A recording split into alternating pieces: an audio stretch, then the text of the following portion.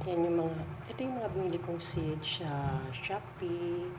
After 4 days, na-deliver na siya. Tapos ngayon, nilagay ko siya sa mga container. Ayan. Pero, tiga-half lang lahat para meron akong reserve pang mga seeds. Tulad nito, ayan. Ito ay rainbow rose and citronella. Tingnan natin yung oga. May wet tissue. Tapos, nilagyan ko yung wet tissue. Pinatong ko yung seeds ng rainbow rose. Takpan natin yan. Tapos, lagyan ko ng date. As well as, dito sa citronella. Ayan. Ito naman, malunggay. Malunggay, ayan, malunggay.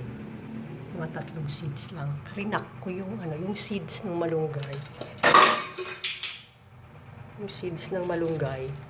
Ayan. Kakrak nyo. Tapos yung loob niya, yun lang ilalagay nyo. Yun o. 3. Ito, peppermint. Peppermint. Yan. Wet yung towel sa loob. Ito ay butterfly orchid. Yan. And this one is the sampagita, multi-petal sampagita. Black yung nagamit kong tissue, pero mga 5 seeds. Yan. Sige, tignan natin. Ganyan lang siya mga ilang days. Pagka medyo madadry na, siguro mga after 2-3 days, babasain uli natin yung tissue sa loob. Dapat basa lang. Konting-konting water. Tapos ganyan lang siya sa shaded na lugar. Tapos lang sa window. Mga ilang days. Lagyan nyo ng date para makikita natin, ma-observe natin kung ilang days bago siya mag-sprout o mag-germinate. Kung mag-germinate siya. Tignan natin. Yun lang for today.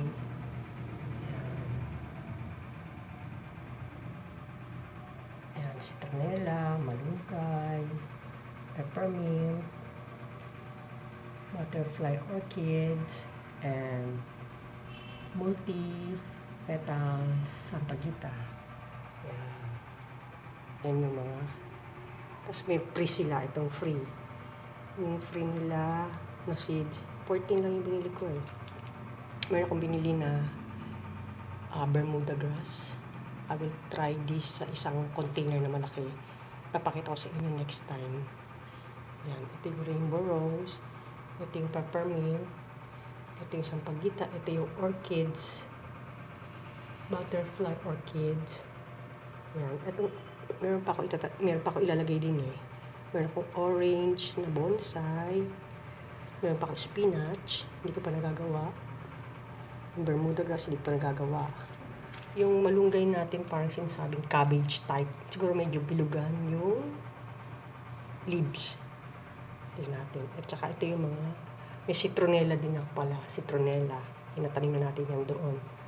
Tapos meron silang free. Binigyan nilang free ay sunflower na bonsai. Yung purple majestic. At saka itong rainbow sunflower. Yan. Tingnan natin yan. Kasi kailangan ko look for another container. More container. Look for a more container para doon sa mga free at saka doon sa ang hindi natin naitanim ay spinach at saka ang hindi natin lagay sa container pa ay spinach at saka ang orchid orange seeds. Yan. Sige, for now, that's it. Mag-post na lang ulit ako yung follow ko na lang post ulit kapag kami update na lang dito sa mga kung may nag-germinate na. That's all for now. Thank you.